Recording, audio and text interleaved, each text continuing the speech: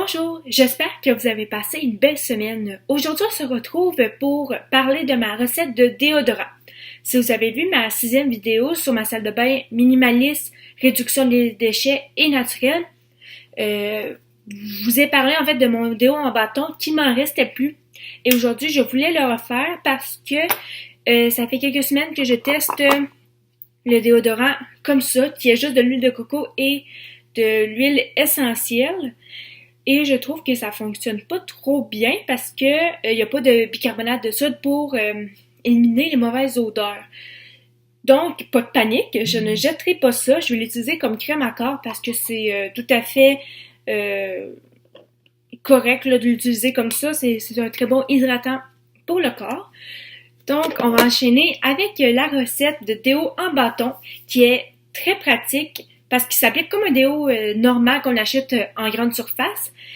Par contre, l'hiver, ça va super bien. L'été, tout dépendamment où vous habitez, s'il fait très très chaud, ça se peut qu'il y ait tendance à fondre. Donc, c'est juste de le mettre au réfrigérateur l'été, de sortir quelques minutes avant de l'appliquer, puis de le remettre au réfrigérateur. Puis tout va être beau, il va rester solide. Donc, on va passer à la recette. Ce qu'on a besoin pour réaliser la recette, c'est en fait un contenant de déo vide. Moi, en fait, je l'ai recyclé. C'était un vieux contenant de déo que j'avais à l'époque, que j'ai nettoyé, enlevé le collant. Et c'est tout à fait efficace. En plus, il se monte comme un déo en bâton. Donc, pour l'appliquer, ça va mieux comme ça. On a besoin de cuillères, de bicarbonate de sodium. Je vous en avais déjà parlé de cette marque-là. C'est Artisan Tradition que j'achète à mon magasin biologique du coin, qui est sans aluminium. Pourquoi j'en ai deux? Tout simplement parce qu'il m'en restera pas assez pour faire la recette. J'ai également de la fécule de maïs et de l'huile de coco, bien entendu. Ce que je vais faire, étant donné que je n'ai pas de micro-ondes à la maison, c'est tout simplement faire fondre de l'huile de coco dans ma casserole. Je dirais 2 grosses cuillères. Là, il fait froid ces temps-ci, fait que là, mon huile de coco est bien pognée en bloc, là. On va essayer de s'arranger. Ah, bon, oups. Pour faire ça comme ça.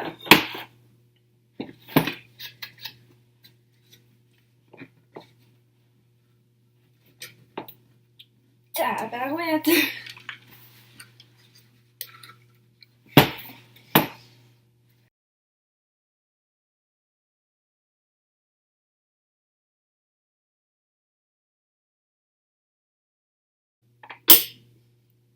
Et de faire fondre pendant que je fais le reste de la recette et que je mets de l'huile de coco partout, parce que j'en ai partout. C'est un très bon hydratant à main, fait que il n'y a pas vraiment trop de problème à se badigeonner les mains d'huile. Voilà. Fait que pendant que ça fond tranquillement, moi, je vais faire le reste de la recette. Donc, la seule chose qu'on a besoin de faire, c'est tout simplement d'avoir le même nombre de cuillères de bicarbonate de soude que de fécule de maïs pour que la recette fonctionne. Moi, je le sais, ça fait plusieurs fois que je fais la recette et je sais que j'ai besoin de 6 cuillères de chaque pour remplir mon contenant au complet. Mais c'est sûr que j'ai fait plusieurs tests, là. Fait que, tout dépendamment de votre grosseur, c'est tout simplement de le calculer puis de faire des tests, malheureusement.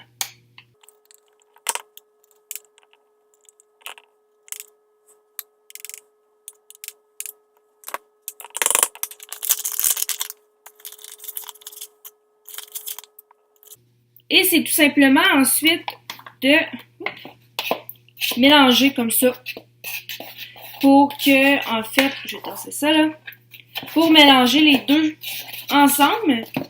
Si je me rappelle bien, ça dépend des fois et de la grosseur de la cuillère d'huile de coco. Parfois, ça en prend 3 si c'est pas des grosses cuillères. Là, c'est pas encore fondu. Fait que je vais attendre que l'huile de coco fonde, puis je vous reviens tout de suite après. Et voilà, donc mon huile de coco est enfin fondue, comme on peut voir. La seule chose que je fais, c'est tout simplement le mettre dans ma mixture de bicarbonate, puis de venir un petit peu là gratter. et de venir brasser, tout simplement, comme ça. Donc, je baisse un petit peu la caméra. On peut voir là que au départ, ça fait une pâte, puis on pense manquer d'huile de coco, mais en fait, c'est vraiment pas ça. C'est juste qu'il faut continuer à brasser et ça va finir par se mettre correctement.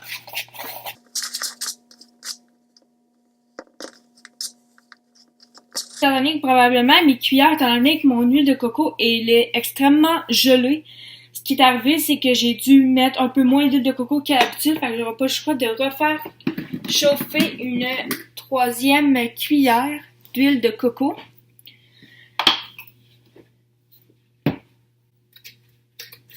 Parce que quand elle est plus liquide ou molle, ça va mieux pour gager le nombre d'huile, parce que là, ça, des fois, là, c'est un petit peu difficile de savoir si ça c'est égal, en fait, c'est 2 grosses cuillères ou pas, parce que c'est des motons d'huile de coco. Fait que gager, puis il m'en manque pas trop. Fait qu'on va y aller comme ça, on va mettre le couvercle pour que ça aille plus vite, puis on va repartir le four.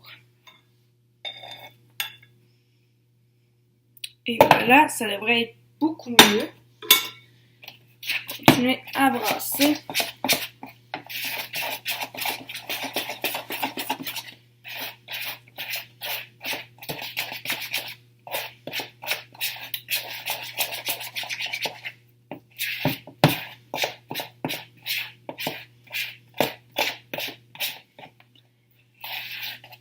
Donc, ça fait une pâte comme ça, un petit peu comme du glaçage à gâteau. Et on est maintenant rendu à l'étape de remplir notre contenant. Fait que le but, c'est vraiment de le mettre au fond pour bien le remplir. Et c'est l'étape que j'aime le moins parce que c'est quand même assez compliqué de mettre tout ça sans faire de dégâts dans le pot.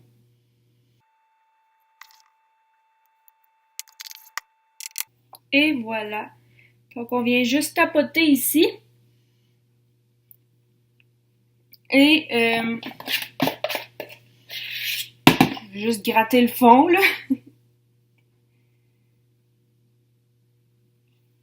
Comme ça. Est-ce que je suis capable de le descendre un petit peu? Voilà. D'enlever l'excédent, parce que vous pouvez voir, là, des fois, ça les goutte. C'est juste de venir enlever comme ça avec notre doigt l'excédent. De venir essuyer nos mains. De refermer le bouchon.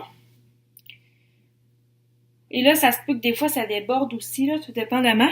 Comme ça. On va encore frotter les mains ensemble pour hydrater les mains. Donc, ça, on fait juste le mettre dans le congélateur pour environ une quinzaine de minutes.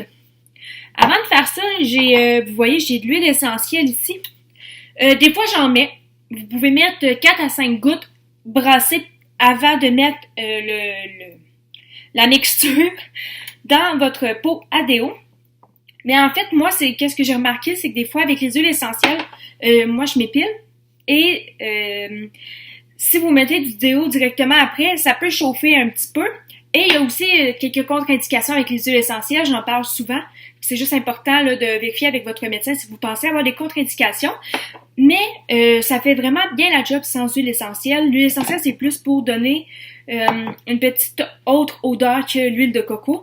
Mais sinon, je l'ai souvent faite sans huile essentielle. Puis, ça fonctionne très très bien. Il n'y a pas d'odeur. Puis, c'est très efficace. Fait que je vais aller mettre ça pour une quinzaine de minutes. Puis ensuite, je vais vous montrer le résultat final. Je vous reviens avec le produit final. Donc, qu'est-ce que j'ai fait? C'est que je l'ai laissé une quinzaine de minutes au congélateur.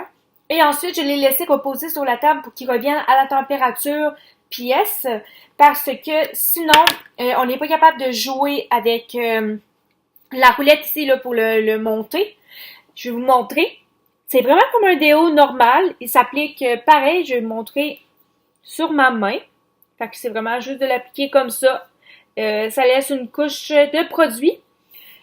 Pour vrai, moi, c'est testé et approuvé depuis environ, si je me trompe pas, automne 2015. Donc, ça fait presque 3 ans que je l'utilise.